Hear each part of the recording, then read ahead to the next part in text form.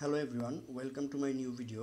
আজকের এই ভিডিও টিউটোরিয়ালটিতে আমি আপনাদেরকে দেখাবো যে আমরা আমাদের ওয়েবসাইটটা পিন্টারেস্টের সাথে কিভাবে ক্লেম করে নিতে পারি। ঠিক আছে, তার আগে আমি কিছু থিওরিটিক্যাল জিনিস ডিসকাস করব যেগুলো খুবই ইম্পর্টেন্ট, অথবা না জানা হয়ে থাকলে আপনি জেনে নেবেন। তো why you should claim your website on Pinterest. ঠিক আছে, তো আমরা যদি প্রথমে দেখি verify authenticity and build trust, অর্থাৎ আপনি যখন আপনার ওয়েবসাইটটা পিন্টারেস্টের সাথে ক্লেম করে নেবেন তখন কিন্তু একটা চেক মার্ক ব্যাচ আপনি পেয়ে যাবেন, আপনার প্রোফাইলে সেটা শো করবে এবং আপনার অডিয়েন্স যারা আছে তারা আপনার পেজটার সাথে এঙ্গেজ করতে স্বাচ্ছন্দ্য বোধ করবে এবং একই সাথে ট্রাস্ট করবে যে আপনি একজন লেজিট ব্র্যান্ড অথবা ক্রিয়েটর। ঠিক আছে, secondly access Pinterest analytics. Pinterest অ্যানালিটিক্সটা অনেক ইম্পর্ট্যান্ট। আপনি যখন আপনার ওয়েবসাইটটা ক্লেম করে ফেলবেন তখন আপনি অ্যানালিটিকের অ্যাক্সেসটা পেয়ে যাবেন, যা দ্বারা আপনি আপনার ইনসাইটসগুলো দেখতে পারবেন যে কোন কন্টেন্টগুলো কীরকম পারফর্ম করতেছে।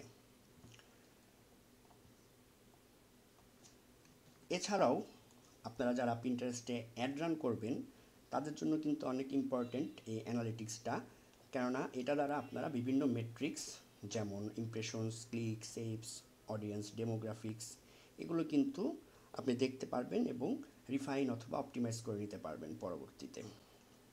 Enable rich pins. Enable rich pins সম্পর্কে আমরা যারা জানি যে এখানে আসলে ওয়েবসাইটে যে ডেটাগুলো দেওয়া থাকবে এগুলো অটোমেটিকলি পিন্টারেস্টে আপডেট হয়ে যাবে। তো এটা হচ্ছে রিচ পিনের মেইন যে থিংটা সেটা। তো এটা কিন্তু আপনাদের মানে এনেবল হয়ে যাবে, অর্থাৎ আপনারা যখন ওয়েবসাইট অ্যাক্টিভ করে নেবেন, ক্লেম করে নেবেন, তখন অটোমেটিকলি মেটাডাটাগুলো পুল করবে এবং ডিসপ্লেতে শো করবে যে কোনটার প্রাইস কেমন বা etcetera. Lastly improve SEO and drive traffic. এই জিনিসটা করলে আপনার এসইওর যে ইমপ্রুভমেন্টটা আছে এটা কিন্তু হবে এবং এটা ওয়েল অপটিমাইজড একটা সিস্টেম আপনি পাবেন, যা দ্বারা আর কি আপনি আপনার ওয়েবসাইটে যে ট্রাফিকগুলো ড্রাইভ করবে সেগুলো একদম অথেন্টিক থাকবে এবং সেই সাথে আপনার কনভার্সনস আর সেলসও ইনক্রিজ হবে যখন আপনার আইসিওগুলো ইমপ্রুভ হবে। ঠিক আছে, তো আমরা এখন আসলে ইমপ্লিমেন্টেশন পার্টে চলে যাব। তো আমরা আমাদের পিন্টারেস্ট অ্যাকাউন্টটাতে গেলাম, যে আমরা এখান থেকে ক্লিক করব সেটিংয়ে। সেটিংয়ে ক্লিক করার পরে আমাদের যে ওয়েবসাইটটা সেটা তো এখানে আমাদের দেয়া থাকবে। দেন আমরা এখানে বাম পাশে দেখতে পাবো যে ক্লেমড অ্যাকাউন্ট নামে একটা সেকশন আছে। এটা যখন আমরা অন করব তখন আমরা এখানে দেখতে পাবো ইনস্টাগ্রাম এবং ওয়েবসাইট। আপনারা চাইলে আপনাদের ইনস্টাগ্রামও কিন্তু একইভাবে ক্লেম করে নিতে পারবেন। এখন আমরা ওয়েবসাইটটা ক্লেম করব। তো আমরা যদি ক্লেম বাটনে ক্লিক করি এখান থেকে আমরা তিনটা অপশন পাবো: add HTML tag, upload HTML file, add TXT record. আমি আপনাদের একটু থিওরিটিক্যাল কিছু জিনিস এখানে শেয়ার করব যে কোন জায়গাতে জিনিসগুলো কীভাবে কাজ করে, কেননা অনেক সময় অনেক রকমভাবে করা লাগতে পারে। অনেক সময় যে কোনো একটা প্রসেস কাজ নাও করতে পারে, তখন অল্টারনেটিভটা জেনে থাকলে আপনার জন্য বেটার।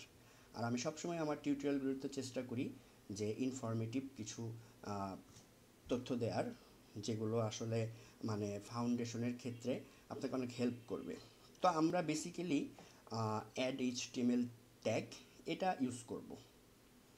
ঠিক আছে, বাট আপলোড এইচটিএমএল ফাইলটার ব্যাপারে যদি আমি আপনাদেরকে বলি এটা কিভাবে কাজ করে, এখানে আপনি এই ফাইলটা ডাউনলোড করার পরে এই ফাইলটা আপনাদের সি প্যানেলে গিয়ে ফাইল ম্যানেজারের ভিতরে যে রুট ডিরেক্টরি পাবেন আপনাদের ওয়েবসাইটের, সেখানে কিন্তু আপলোড করে দিলেই কিন্তু এটা ক্লেমড হয়ে যাবে।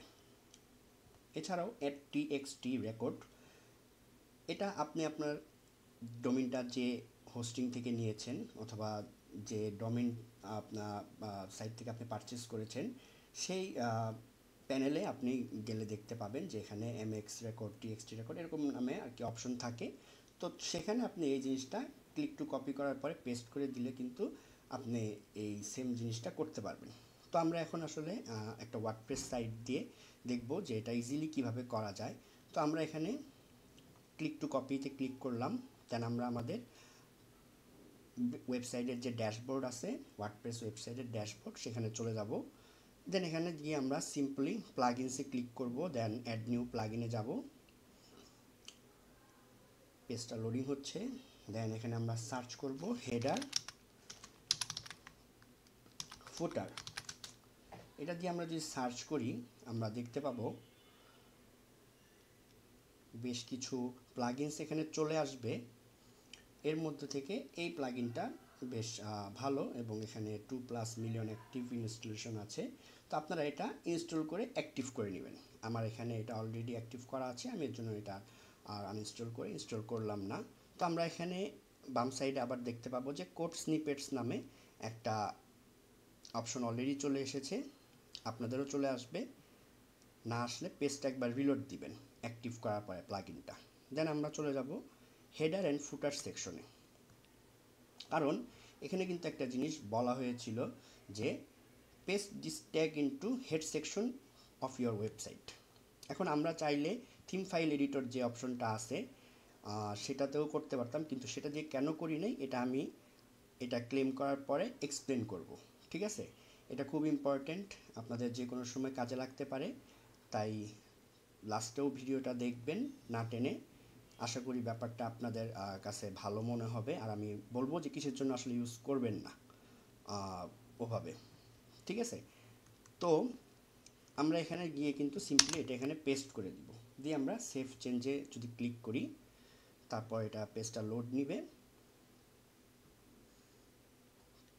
হ্যাঁ, এখন এটা কিন্তু অ্যাড হয়ে গিয়েছে। ঠিক আছে, দেন আমরা পিন্টারেস্ট আবার চলে যাব, গিয়ে আমরা যেহেতু এটা কপি করে নিয়েছি এখন কন্টিনিউ ক্লিক করব। তারপরে আমাদেরকে এখানে বলবে যে আমাদের ইউআরএলটা দিতে ওয়েবসাইট। তো আমরা এখানে ওয়েবসাইটের ইউআরএলটা দিয়ে ভেরিফাই বাটনে ক্লিক করব এবং দেখব যে ভেরিফাই হচ্ছে কিনা। একটু ওয়েট করতে হবে, অনেক সময় কিছুক্ষণ সময় নেবে তারা। আচ্ছা, এখানে বলতেছে V3 website verification meta tag real time didn't finish after 7 seconds. আচ্ছা, আমরা কিছুক্ষণ পরে আবার এটা ট্রাই করি, দেখি কি আসে। আচ্ছা, এখন কিন্তু আমরা দেখতে পাচ্ছি আমি কিছুক্ষণ পরে আবার পেজটা রিলোড করার পরে এটা কিন্তু অলরেডি ক্লেমড হয়ে গিয়েছে। আপনারা দেখতে পাচ্ছেন যে এখানে অলরেডি আনক্লেমের অপশনটা চলে আসছে, তার মানে এটা ক্লেমড হয়ে গিয়েছে। আমরা চাইলে এখন এটাকে আনক্লেম করতে পারবো। একই সাথে আমরা যদি লক্ষ্য করি সেক্ষেত্রে আমাদের প্রোফাইলে কিন্তু আমরা দেখতে পাবো যে এখানে একটা টিকমার্ক ব্যাচ কিন্তু আমরা পেয়ে গিয়েছি। আমি ভিডিওর শুরুতে এই ব্যাপারটা বলেছিলাম যে আপনার যে অথেন্টিসিটি এবং ট্রাস্টের যে ব্যাপারটা এটা দ্বারা কিন্তু বোঝা যাবে যে এটা আপনি একটা ব্যাচ পেয়ে গিয়েছেন। ঠিক আছে, আমি এখন আপনাদেরকে দেখাবো যে আমরা কিসের জন্য থিম ফাইল এডিটরে গিয়ে কোডটা প্লেস করিনি। ঠিক আছে, তো আপনারা অনেকেই এভাবে করে থাকেন। তো এখানে করলে যে কমপ্লেক্সিটিটা আসতে পারে সেটা নিয়ে আমি একটু ডিসকাস করি। আমরা থিম ফাইল এডিটরে চলে গেলাম, যাওয়ার পরে আমরা কিন্তু এখানে দেখতে পাবো যে এখানে থিম থাকবে, বেশ কয়েকটা থিম থাকবে। তো এটা যদি আমরা কি মেইন থিম হিসেবে কনসিডার করি, দেন আমরা এখানে সিলেক্ট করলাম।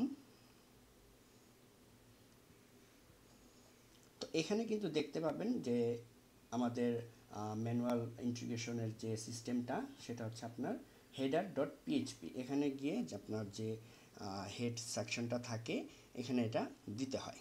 তবে এখানে কাস্টম বিল্ডের জন্য আপনারা অনেক ওয়েবসাইটে দেখবেন যে এরকম ফাংশন আছে, এবং একই সাথে আপনি এখানে মেটাডাটা অর্থাৎ মানে হেডের পরে যখন আপনারা এই কোডটা আর কি প্লেস করবেন তখন অনেক ক্ষেত্রে এখানে সেভারেল কিছু কোড থাকতে পারে, যেটা আপনি যদি প্রপারলি এটা অ্যালাইনমেন্টটা ঠিক করে না রাখতে পারেন সেক্ষেত্রে কিন্তু আপনি ভেরিফাই করতে পারবেন না, তখন কিন্তু বারবার এরর আসবে। তো এখানে আসলে দুইটা হেড সেকশন আছে, আপনার ভিতরে কনফিউশন আসতে পারে, কারণ এখানে আবার অ্যাকশন দিয়ে ডব্লিউপি বডি ওপেন এবং ডব্লিউপি আন্ডারস্কোর হেড দুইটা সেকশন কিন্তু এখানে কল করার মতো ডকুমেন্টেশন অলরেডি রয়েছে।